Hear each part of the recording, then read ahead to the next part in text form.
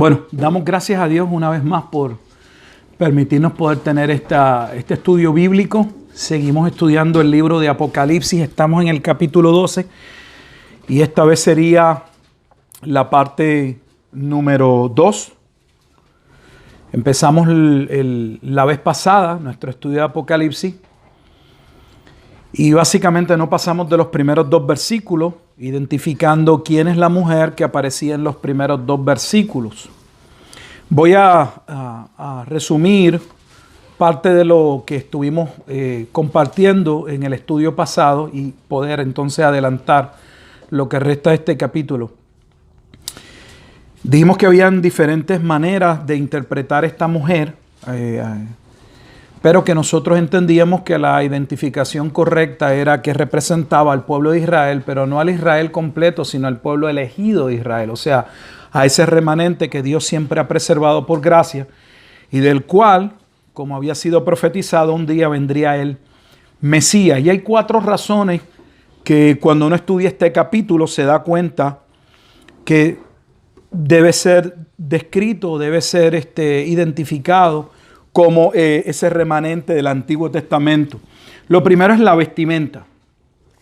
Esa vestimenta que lleva, según el versículo 1, cuando hablamos de esa vestimenta nos referimos, dice que estaba vestida del sol, con la luna debajo de sus pies y sobre su cabeza una corona de 12 estrellas. Dijimos que esa vestimenta corresponde a Génesis capítulo 37, los versículos 9 al 10, donde José le narra a sus hermanos, y está su padre, un sueño que él había tenido. Y vemos que se está usando esa ilustración para ahora colocarla en la mujer. ¿Cuál era el propósito de esa vestimenta o ese sol, esa luna, esas estrellas? Pues eso lo interpreta el Antiguo Testamento. Y como fue interpretado era que José estaría colocado en una posición de privilegio. Y sabemos por qué Dios lo colocaría en una posición de privilegio, por cuanto sería instrumento usado por Dios en un momento dado para poder servir como el mediador entre el pueblo en el que ellos también habían sido profetizados, que iban a ser esclavos en Egipto. Así que de esta misma manera esta mujer está colocada con una vestimenta que habla de esa posición de privilegio en la cual, por la gracia de Dios, ha sido colocada. En el Nuevo Testamento podríamos decir que básicamente la iglesia tiene lo mismo, no se corresponde con la imagen de la vestidura de sol, luna y las estrellas. Pero si vemos, por ejemplo, en la carta a los Efesios, como claramente en el capítulo 2 se habla de la iglesia, y podríamos también decir, ¿por qué no el 1? Se habla que la iglesia o los cristianos ya están sentados con Cristo en los lugares celestiales. Lo segundo que nos habla de que es el remanente de Israel es su estado de embarazo. Dijimos que esa mujer en estado de embarazo, esa figura provenía del Antiguo Testamento, en especial de 2 profetas, uno mayor y uno menor. El primero era el profeta Isaías en el capítulo 26. Leímos versículos 17 al 21. Pero entendemos que la que corresponde específica o la que es mucho más clara, básicamente corresponde exacta dentro del contexto en que se encuentra Apocalipsis 12, es Miqueas, el profeta Miqueas en el capítulo 4, versículos 9 al 10. La tercera descripción que podríamos también presentar como evidencia, y esta pasa mucho en el tiempo que he estado examinando literatura sobre el capítulo 12, me he percatado que hay detalles que se han pasado en muchos comentaristas y que son en un sentido obvio si uno domina el tema. Y uno es Miguel. Si uno busca Miguel, este arcángel Miguel que aparece más adelante en este capítulo 12, donde único vas a encontrar a Miguel es en Daniel. Ese Miguel solo aparece en Daniel. Y no debería sorprendernos que esté en Daniel, porque yo sé que lo hemos dicho muchas veces, pero vuelvo y lo repito, el libro de Apocalipsis principalmente trata del juicio de la venida del Hijo del Hombre en las nubes. Y ese juicio es el juicio descrito en el libro de Daniel. Ese juicio inicia en la profecía del capítulo 7, profecía de las 70 semanas, y la descripción particular de ese juicio que se narra en los versículos 26 y 27, que no se nos da detalle, se nos dan algunos detalles posteriormente en el capítulo 12. Y en el capítulo 12, claramente en el libro de Daniel, se habla de que Miguel se levantaría en favor del remanente que Dios resucitaría para salvación en los días del Mesías. Así que cuando vemos la figura de Miguel, ese Miguel que vamos a ver más adelante, ese Miguel corresponde con Daniel capítulo 12, versículo 1.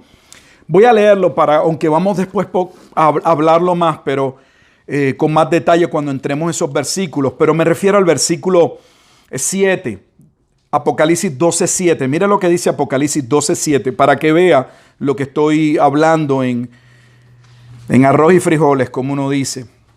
Después hubo una gran batalla en el cielo. Miguel y sus ángeles luchaban contra el dragón, luchaba el dragón y sus ángeles. Así que estamos viendo que Miguel está en una batalla. ¿Dónde aparece Miguel? Recuerde que estamos interpretando Apocalipsis a la luz de la Escritura, pero específicamente a la luz del Antiguo Testamento.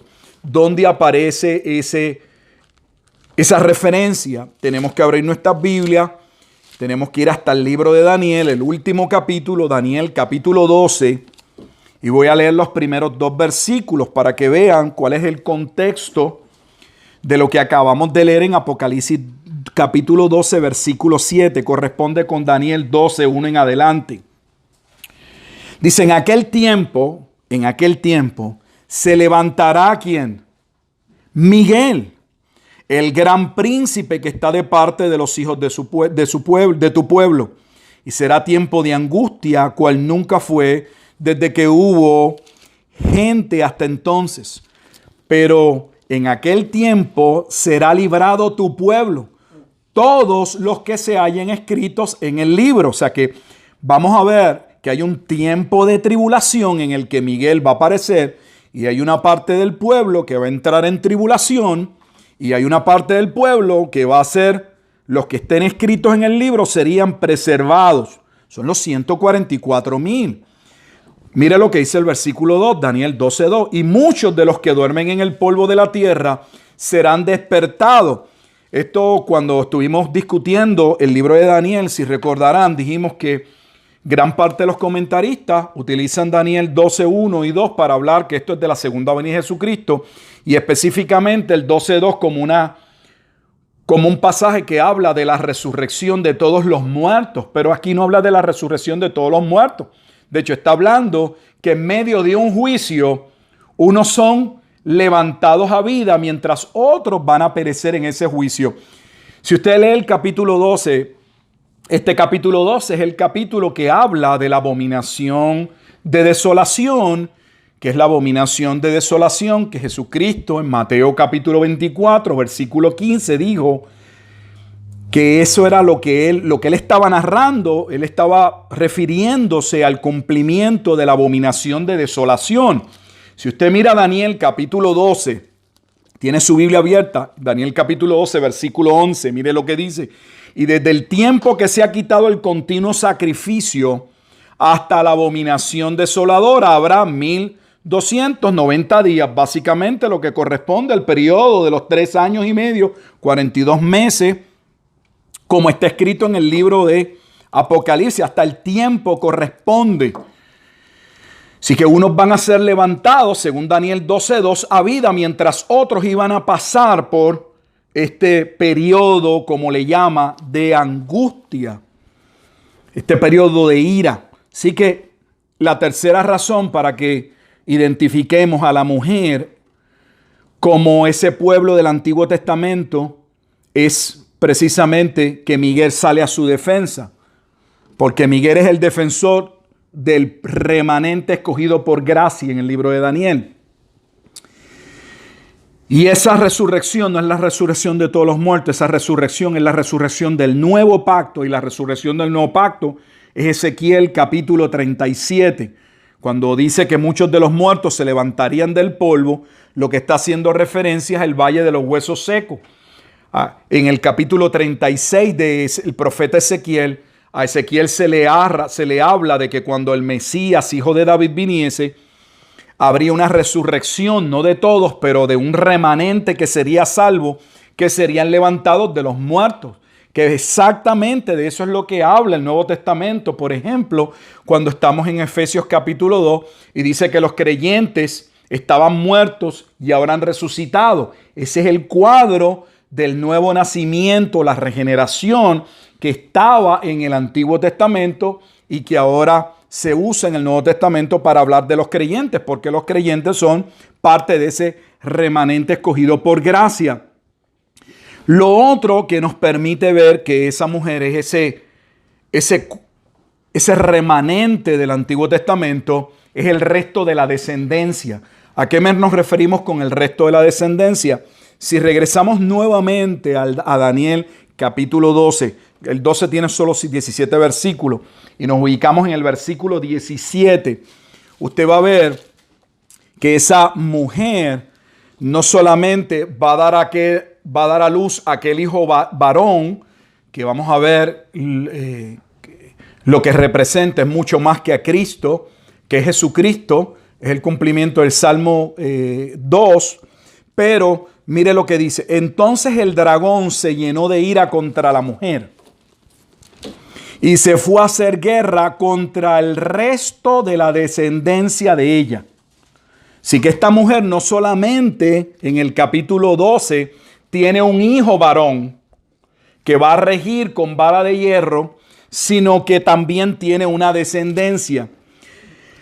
Hay varios escenarios que tal vez deban ser colocados anterior a examinar el capítulo. Yo no lo he hecho para que nadie acuse a uno de tal vez uno está dirigiendo las personas hacia encajonarlos a una interpretación. Pero cuando uno estudia este capítulo ve un sinnúmero de similitudes con otros eventos. Por ejemplo, si uno lee este capítulo completo se va a dar cuenta de que parte de la analogía de lo que se está hablando guarda relación con lo que sucede en la caída en Génesis capítulo 3 versículo 15. De hecho, el mismo capítulo lo hace cuando nos dice que ese dragón que se presenta lo interpreta. El dragón no tenemos que perder tiempo porque el mismo capítulo 12 lo interpreta en el versículo 9 y dice, y fue lanzado fuera el gran dragón, la serpiente antigua. Así que estamos viendo todo el cuadro de Génesis capítulo 3 versículo 15. La lucha entre la simiente de la mujer, eso es Apocalipsis 12. Estamos viendo aquella batalla que se describió inmediatamente en la caída. Habrían dos bandos, el bando de los hijos de la simiente de la mujer y los hijos de la simiente de la serpiente. Génesis capítulo 3, versículo 15. Pero vimos en Génesis capítulo 3, versículo 15, que esa mujer tiene exactamente no solamente un hijo, sino también una descendencia. Porque en Génesis 3:15 se dice que esa mujer iba a dar a luz un hijo que le aplastaría la cabeza a la serpiente. Ese hijo es Cristo. Pero también dice Génesis capítulo 3 que esa mujer tendría una descendencia o una simiente. En otras palabras, que esa mujer representa no solo de donde viene el linaje escogido por gracia, del cual viene el Mesías, pero también no podemos separar al Mesías de su pueblo, porque Él es la cabeza del cuerpo.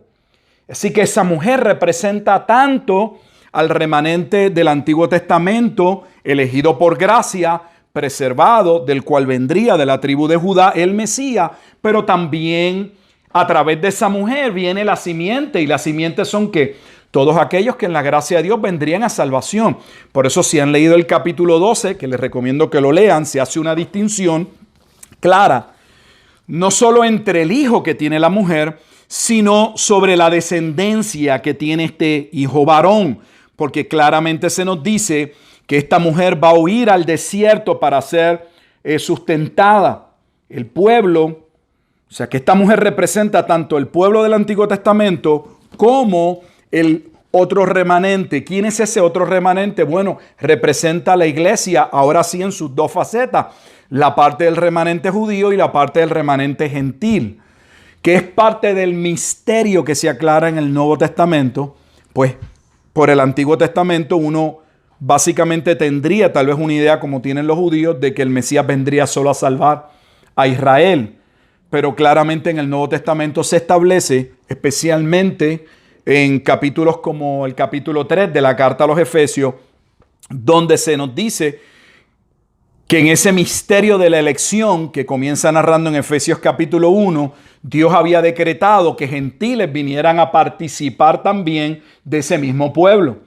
Pablo trata ese mismo tema en Romanos capítulo 11 cuando dice que esa simiente representa el olivo, el árbol que sería preservado, ese remanente fiel, los que no eran fieles serían quitados, pero ese mismo árbol también se le injertarían ramas que no eran parte de él, hablando del pueblo que gentil. O sea, tenemos judíos y gentiles como parte de la simiente de la mujer, pero no por la mujer, sino por Cristo.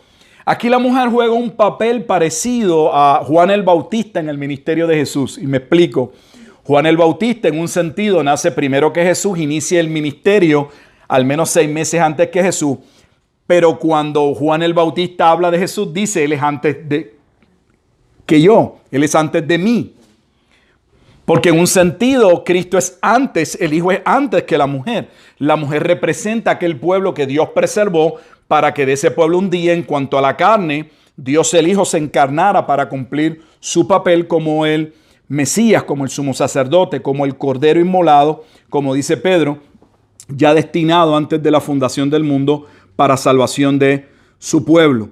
Así que ese resto de la descendencia también nos ayuda a identificar que hay una parte que representa el Israel escogido por gracia y hay otra parte que representa esa otra parte general de la iglesia en un sentido gentil. Vamos entonces a entrar en la identificación de quién es este dragón y parece sencillo, pero aquí vamos a ver que es complejo.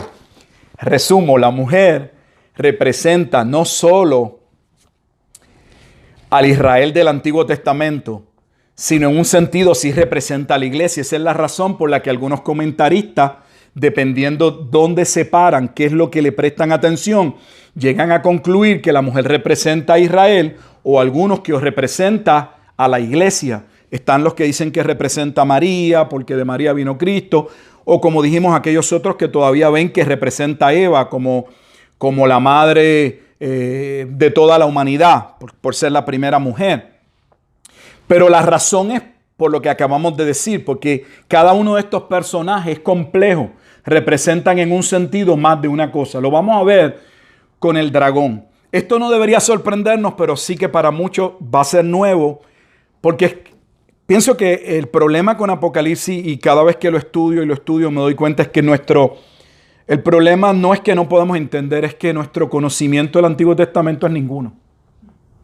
Nosotros no conocemos las Escrituras, la verdad. No queremos aceptarlo, pero es la pura verdad. ¿Por qué digo? Porque cuando uno parte, solo si tuviéramos conocimiento del libro de Daniel, el cual es un libro como Ezequiel, igual de importante para estudiar Apocalipsis, pero Daniel igualmente tiene mucha importancia, porque ahí es que se habla del Hijo del Hombre y de ese juicio, y ahí es que se habla de cuándo el reino inauguraría y en qué momento inauguraría, en los días del Cuarto Imperio, y cómo moriría el Mesías y cuál vendría a ser el resultado de la muerte. Vendría un tiempo de gran desolación, versículos 26 y 27 del capítulo 9. Podríamos tener un cuadro mejor. ¿Por qué? Porque en Daniel, en el capítulo 7, se habla de unas bestias. Y cuando vemos las bestias en el libro de Daniel, las bestias representan 3 cosas. En el sentido menos difícil, representan imperio. La misma imagen que Daniel describe a Nabucodonosor en el capítulo 2, que la separa en diferentes metales, que representan diferentes imperios. Luego en el capítulo 7 usa animales para representar a los imperios. Pero en Daniel, esos imperios también representan reyes. Cuando uno mira el libro de Daniel, Daniel interpreta a los animales no solamente como animales, sino también los interpreta como reyes. Pero también hace algo Daniel, que nos dice que esas bestias o esos imperios son guiados por criaturas angelicales. Eso lo vemos cuando llegamos al capítulo 10. Cuando Daniel tiene la profecía, ve el cuadro de lo que va a ser la abominación desolación, Daniel queda en un momento dado que no entiende y comienza un periodo de ayuno. Si ustedes recuerdan Daniel capítulo 10. Y Daniel 11 y 12 van corrido. Y en ese capítulo 10 a Daniel se le va a decir que desde el momento en que él comenzó a ayunar y a buscar, entender, se le envía un mensajero para que le comunique a Daniel. Pero ¿qué sucede? Vamos a Daniel 12:13, dice, y me dijo Daniel, no temas, porque desde el primer día que diste tu corazón a entender y a afligir tu alma delante de tu Dios, fueron oídas tus palabras. Y yo soy venido a causa de tus palabras, mas el príncipe del reino de Persia se puso contra mí 21 días.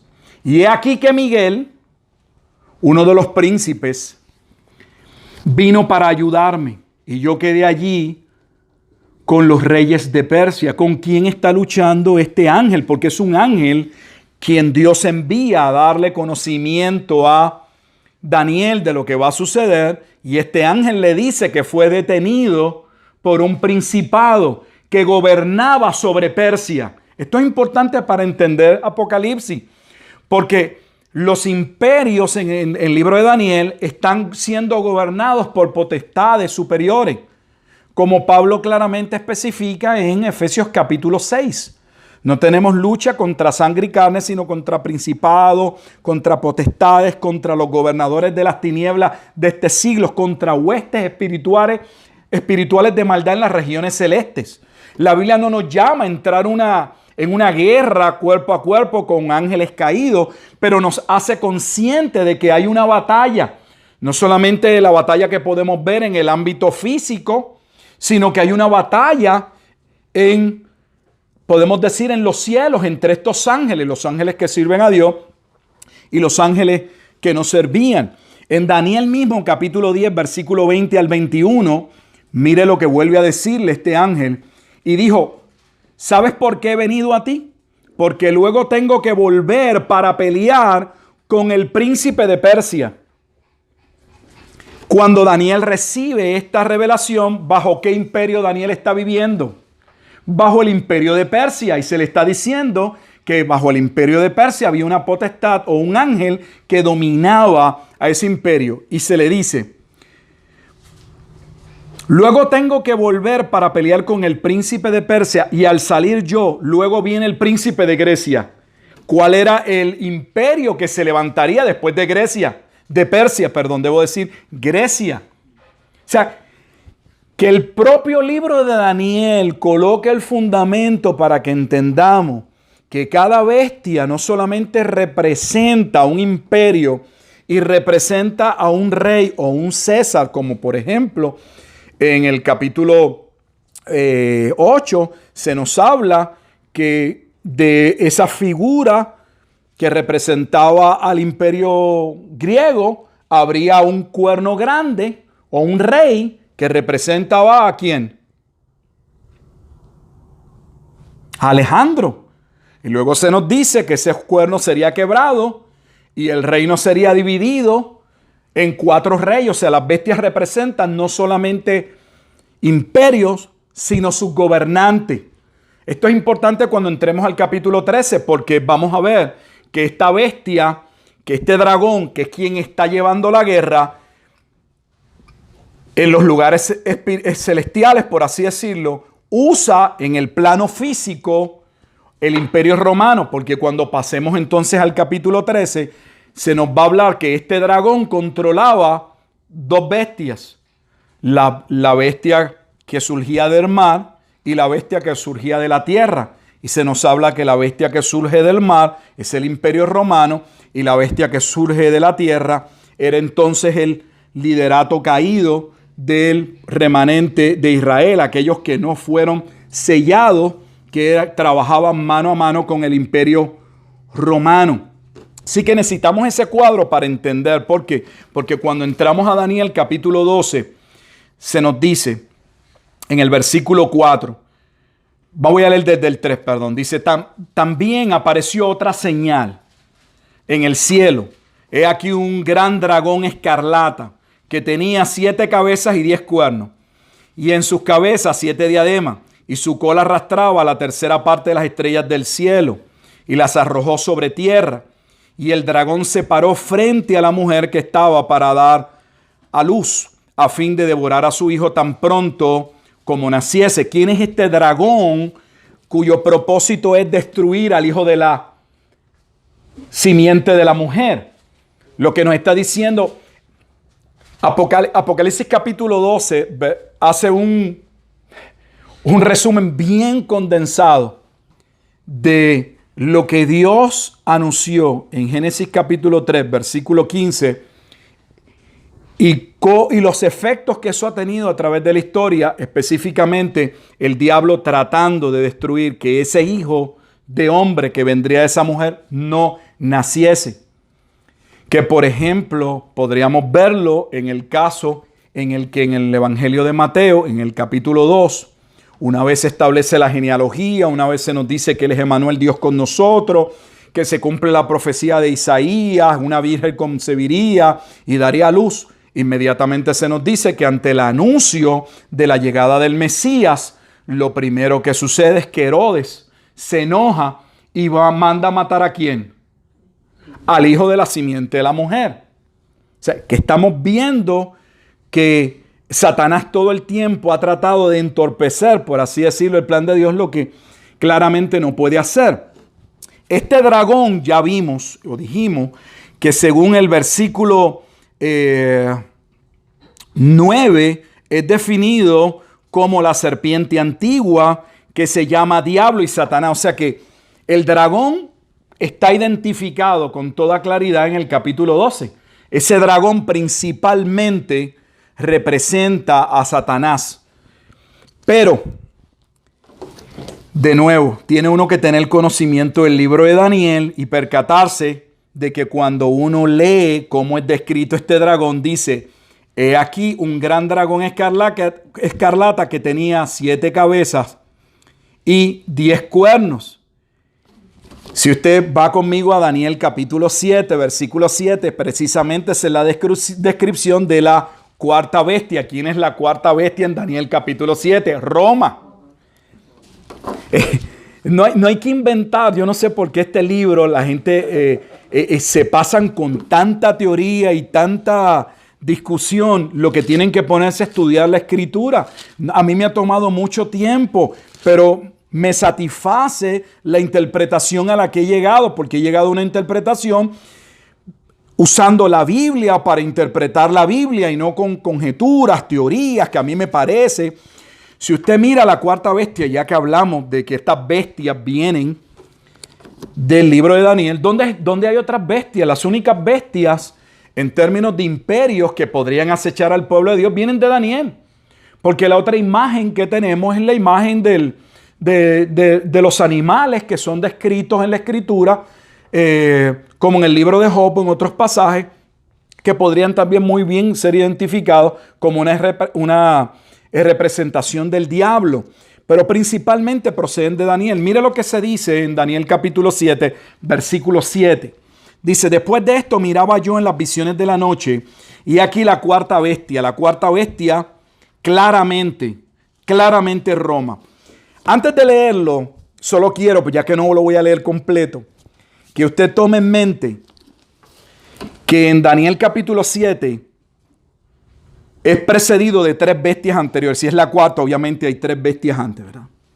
En el capítulo 4, en el versículo 4, la primera bestia es definida como león. En el versículo 5, la segunda bestia es definida como un oso. Y en el versículo 6, Grecia es definida como un leopardo. La cuarta bestia no se le asigna un animal específico. Solo dice, después de esto miraba yo en las visiones de la noche, y aquí que la cuarta bestia espantosa y terrible y en gran manera fuerte, la cual tenía unos dientes grandes de hierro, el hierro de la visión del capítulo 2, y devoraba y desmenuzaba y las sobras hollaba con sus pies, y era muy diferente de todas las bestias. O sea, ¿de qué bestia? Del león, del oso y del leopardo. Dice que vi antes de ella y tenía 10 cuernos, los mismos 10 cuernos que tiene este dragón. No solamente es una clara alusión a Daniel capítulo 7, sino que si uno regresamos de nuevo a Apocalipsis y diéramos al capítulo 13, estamos adelantando un poco. Observe ahora por qué me tomé el tiempo de señalar que el dragón, podría uno decir inmediatamente, es el diablo, y es cierto, pero representa más que el diablo, porque el diablo, ¿cómo va a perseguir a esa descendencia? ¿Cuál es el instrumento que se usa? El instrumento es el pueblo romano. Mire el capítulo 13. Hermano, para mí está clarísimo. Mire lo que dice. Me paré sobre la arena del mar y vi subir del mar una bestia. ¿De dónde suben las bestias del Daniel 7? Léalo, del mar. Dice, una bestia que tenía 7 cabezas y 10 cuernos. Y en sus cuernos 10 diademas sobre sus cabezas, un nombre blasfemo. Ahora mire lo que va a decir, el versículo 2 es clave.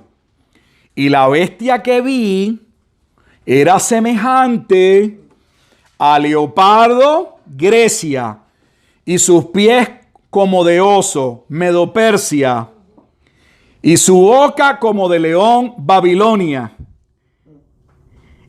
Y ahora lo que dice, y el dragón le dio su poder y su trono y su grande autoridad. Es lo mismo de Daniel capítulo 10. Hay un imperio presente, pero hay un principado detrás. Lo que pasa es que cuando llegamos a Apocalipsis se nos dice que el principado o el ángel que va al frente es la cabeza de ese ejército en contra del plan de Dios. No es nada menos que el diablo o Satanás. Pero el instrumento es el imperio romano. De hecho, llegaremos al capítulo 13, pero si usted mira y compara lo que leímos en Daniel capítulo 7 y compara Apocalipsis 13, verá que Babilonia, Medo-Persia y Grecia están colocados en el capítulo 13 de manera inversa. Porque cuando Daniel lo escribe, todavía es hacia el futuro. Pero cuando se escribe de Apocalipsis, esos imperios eran parte del pasado. Y él lo está describiendo de que estamos viviendo el romano, luego fue Grecia, luego Medo-Persia y regresa a Babilonia. Eso es lo que está haciendo. No hay otro pasaje en el Antiguo Testamento. Aquí nadie puede decir, no, pero es que hay otra referencia. No, la referencia clara es al libro de Daniel. Claramente. Así que el dragón representa el poder espiritual detrás de buscar la destrucción de esta mujer, pero a la vez ese dragón está ligado desde el capítulo 12. Vamos a ver que lo va a usar como instrumento y se separan. Se separa el dragón de la bestia que sube del mar en el capítulo 13. Pero en la imagen que nos da, la primera imagen que recibimos de este dragón, claramente lo identifica y dice, también apareció otra señal, versículo 3 en el cielo. Y aquí un gran dragón escarlata que tenía 7 cabezas y 10 cuernos. Y ese es exactamente quien tiene 7 cabezas y 10 cuernos. Es Apocalipsis 13:1. Es Roma. Así que este ángel lidera la batalla y usa como instrumento al pueblo romano. Pero en el capítulo 13 veremos que no solamente usa como instrumento al pueblo romano, sino que hay una tercera bestia, que es la bestia que sube de la tierra. Llegaremos al capítulo 13, que es lo que por lo general usted oye asociado con el falso profeta, la parte religiosa. Y la parte religiosa que Satanás utiliza como instrumento para perseguir la descendencia de la simiente de la mujer. La iglesia fue quienes lo tenemos en el libro de los Hechos. El liderato judío. El mismo liderato judío que en nuestro caso, que estamos estudiando ahora mismo Mateo y estamos en el capítulo 22, hubo 3 parábolas corridas para identificar a ese liderato como ese hijo insensato que se rebela contra la autoridad del padre, que se adueña de la viña del padre y que cuando está todo preparado para participar de la boda no va. Y luego se presentan 3 eventos que están en un sentido unido, donde vamos a ver por un lado a los fariseos, a los herodianos y posteriormente a los saduceos, todos de alguna manera haciendo preguntas para atacar el ministerio ¿de quién? De Jesús. Quienes al final lo acusan, lo condenan a muerte y fuerzan a Pilato, ese liderato. Y ese es el mismo liderato que vemos a través de todo el libro de los Hechos, persiguiendo a la iglesia. Fue ese mismo liderato de fariseos y saduceos los que inmediatamente persiguieron a Pedro y Juan cuando se levantan a predicar, especialmente bajo el milagro de Hechos capítulo 3, aquel hombre que es sanado en el templo de la Hermosa. Y luego en Hechos, en el capítulo 20 y tanto, me parece que en el capítulo 23, es la misma audiencia que Pablo va a tener de frente cuando le envían mensajeros del Sanedrín para ser juzgado. Y Pablo va a sacar el tema de la resurrección para dividir su audiencia. Y dice que la audiencia estaba dividida entre fariseos y saduceos. O sea, la escritura testifica con toda claridad que ese liderato judío se debía al imperio romano. Yo entiendo que gran parte de los que nos escuchan se le va a hacer difícil porque eso no es lo que han escuchado, no le han enseñado.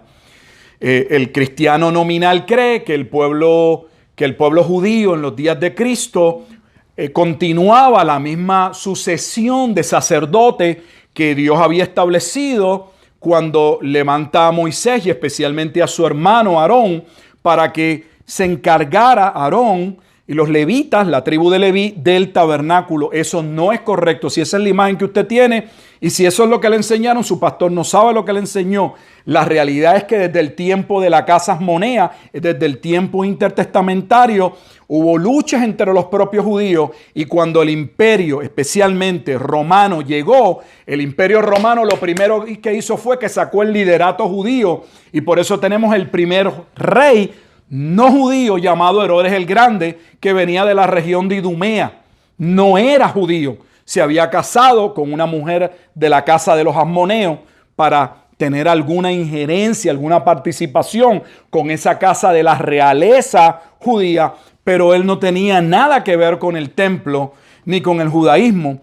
Y sabemos claramente que la escritura narra, y los historiadores del siglo I, como Flavio Josefo, que los romanos básicamente subastaban las vestimentas del sumo sacerdote, porque el sumo sacerdote desde el tiempo intertestamentario se había convertido en una especie de rey, que eso no había pasado porque eran 2 posiciones que estaban totalmente separadas. Una cosa era el rey y una cosa era el sumo sacerdote. No se podían mezclar. Si no, vaya a estudiar qué fue lo que le pasó al rey Usías, cuando en el libro de Isaías este rey piensa, yo soy rey, yo puedo entrar al templo y yo puedo quemar incienso, porque si yo soy el rey, ¿qué me impide yo entrar a la recámara del templo? No entró al lugar santísimo, salió con lepra. Pero en el tiempo del Nuevo Testamento, como no había templo, el sumo sacerdote vino a tomar la posición de un rey y ambas posiciones se unieron. Así que el rey venía, el sacerdote, debo decir, venía a ser sumo sacerdote, pero venía a ser rey. Roma escogía el sumo sacerdote. Por eso es que cuando a Cristo, le voy a decir algunos datos, por eso es que cuando a Cristo lo van a matar, el sumo sacerdote y el Sanedrín van a abogar y van a decir, no, nosotros solo tenemos a un rey, a César. Porque realmente el sumo sacerdote había sido colocado por César. Eso era lo que realmente existía ya en ese tiempo. Así que cuando estamos en Daniel 12, en los versículos 3 y 4, identificando este dragón, recapitulando, es importante que veamos que sí está definido, según el versículo 9, como el diablo Satanás, pero también veamos como ya desde el versículo 3 se identifica que este diablo o Satanás o la serpiente antigua está asociado a estas 7 cabezas, estos 10 cuernos que representan el imperio romano en Daniel capítulo 7 y que son separados, se separa el imperio de la bestia. Se dice que la bestia es quien le da la autoridad. Eso fue lo que leímos. En el versículo 13, en el versículo 2, dice que y el dragón le dio su poder, su trono y gran autoridad, lo mismo que le había ofrecido a Jesucristo. Si postrado me adorares, todo esto te daré. ¿A quién le rinde eso? Se lo rinde al imperio romano y se lo rinde a el liderato de la tercera bestia que veremos en el capítulo 13. Así que esta parte es muy, muy importante. También es importante, para terminar por hoy, que la bestia también corresponde no solo al imperio, sino corresponde con reyes. Vaya conmigo al libro de Daniel. Pues esto es importante, no le mostré la base escritural para que vea que las bestias también están asociadas, esto es importante, con reyes. No solo representan un imperio, representan también rey. Vamos a ver, por ejemplo, algún ejemplo de ello. Dice, por ejemplo, podemos ir a Daniel capítulo 9. En Daniel capítulo 8 se describe una lucha entre la visión del carnero y del macho cabrío. La lucha que iba a haber en un momento entre los medos y los persas y Grecia dominando y levantándose Alejandro. Pero posteriormente se pasa a hablar de esta bestia y se hace énfasis en el rey del momento. Por ejemplo, en el versículo 23 dice, y al final del reinado de estos, cuando los transgresores lleguen al colmo, se levantará un rey. O sea que tenemos la referencia al dragón liderando al imperio, pero ese imperio es liderado ¿por quién? Por un rey. ¿Por qué estoy poniendo las bases de esto? Aunque usted diga, pero es que yo no veo el rey de momento en el capítulo 12. Es que 12 y 13 están ligados y sí lo va a ver. ¿Cuándo? Cuando lleguemos a Apocalipsis 13. Vaya conmigo a Apocalipsis 13. Porque ya creo que le he mostrado que ese dragón está asociado al imperio claramente por cómo está representado en Daniel 7 y por cómo se describe en Apocalipsis 13. Pero en el capítulo 13 se describe a esa bestia que trabaja mano a mano, la bestia que sale del mar, el imperio, trabaja mano a mano con la bestia que sube de la tierra, según el versículo 11. Pero se describe la bestia del mar, o sea, el imperio romano con un rey. Mírenlo en el versículo 18, Apocalipsis 13, 18. Aquí hay sabiduría.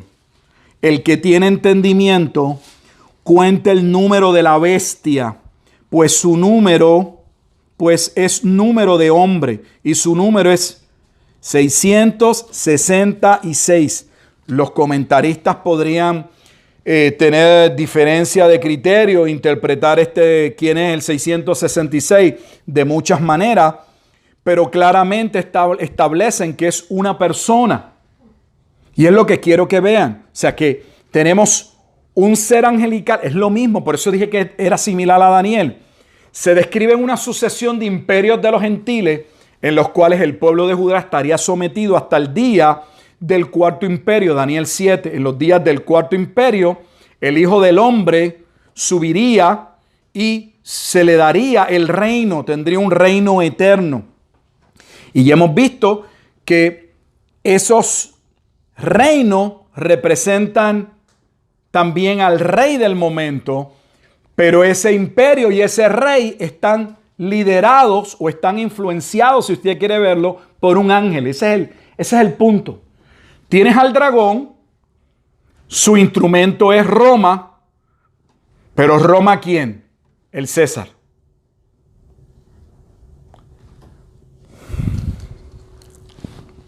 Por eso en el capítulo 13, versículo 18,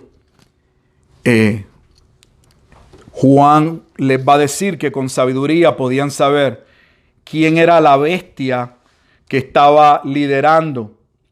Y no la bestia en términos de Roma. Estaban viviendo bajo el tiempo romano. Nadie puede poner en cuestionamiento eso, porque el imperio romano, aun cuando se quiera decir que el imperio cayó en el siglo V, año 476 después de Cristo, lo que es falso, lo que cayó fue el lado occidental. La otra parte del imperio duró hasta casi el año 1500, Roma. Aún coloques el libro de Apocalipsis en una etapa temprana, en el año 60 y tanto, antes del 70, o lo coloques en un tiempo tardío, en el año 90 y pico, ¿quién reinaba? Roma. Que no puede jugar, sigue siendo el imperio romano. Pero ¿quién regía en ese momento el imperio romano?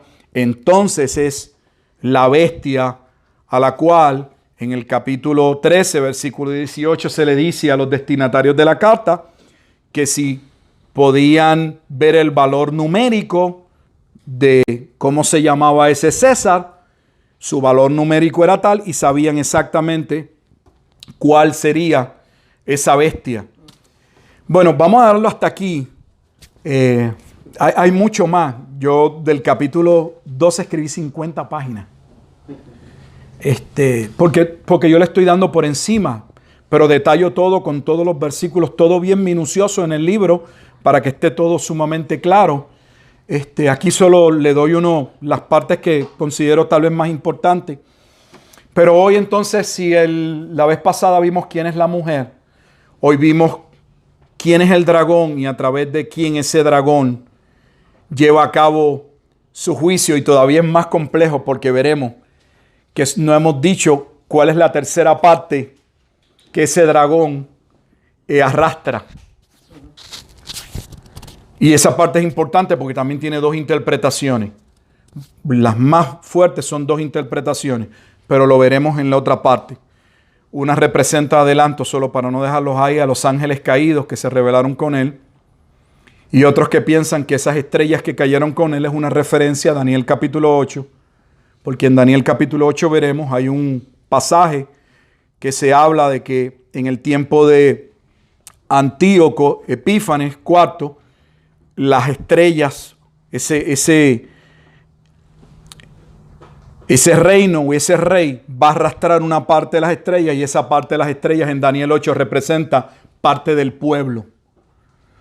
Por lo tanto, algunos van a decir que esta tercera parte representa la tercera parte que hemos ido viendo, que va a ser, va a pasar por los terremotos, va a pasar por los juicios de Dios y va a perecer. Pero veremos luego los pasajes de por qué unos se van de una manera y otros de otra, y nosotros decir por qué creemos que debe ser identificado de X manera. Vamos a orar. Padre, te damos gracias una vez más por este tiempo que nos brindas, Señor, de poder estudiar tu santa y bendita palabra. Agradecido, Señor, por que hayas preservado tu palabra, pues sin ella estaríamos, no sé cómo podríamos hacer, Señor.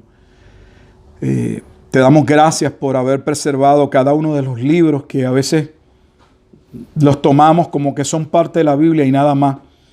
Y no vemos, oh Dios Padre Santo, que cada uno de ellos es tan importante, contribuyen, abonan a ese mensaje completo, sin el cual la Biblia no estaría completa. Te damos gracias. Ayúdanos a poder ver en la Escritura no solamente nuestra única fuente de autoridad en todo, sino también entender, oh Dios, que la totalidad de sus libros son importantes y es necesario que los estudiemos con detenimiento para poder interpretar tu palabra a la luz de esa misma palabra que tú has revelado. Te damos gracias, pues, oh Dios, en Cristo Jesús, Señor nuestro, en quien oramos y en quien esperamos. Amén. Amén.